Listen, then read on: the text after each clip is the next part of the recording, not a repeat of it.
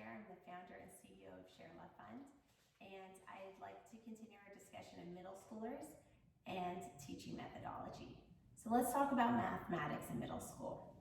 Mathematics, they are doing geometry, and yoga has natural lines. They are also getting more developed in sports and have more body awareness, and yoga also develops that. We're also, they are more able to kind of get in correct alignment and be more aware of position. I like to tell middle schoolers that chair pose is like ready position, and it doesn't really matter whether you are skiing or doing basketball, it's all the same ready position. And sometimes when you compare some of these stances to other sports and show the students how practicing this posture can actually enhance their ability in another sport, then sometimes they're more interested. We can also talk about geometry in terms of the human body. Where are there curves and lines, and thinking about movement as a shape, like doing a wrist circle, a wrist rotation is like a circle, and maybe that's like a sphere, and thinking about our bodies in motion and sort of those geometric lines in motion. We can also talk about right angles and really begin the discussion of proper alignment in a not critical way.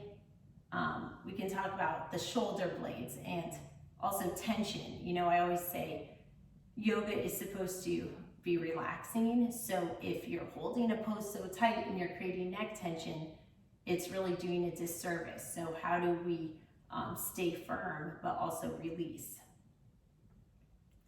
And just helping the children visualize their body position in terms of the skeleton and what they may be learning in biology.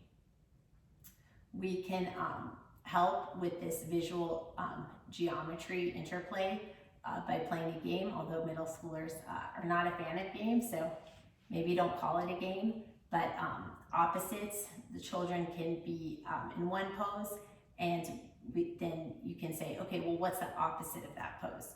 So, for example, if there's triangle pose standing, maybe you can do plow or something with your leg split, and just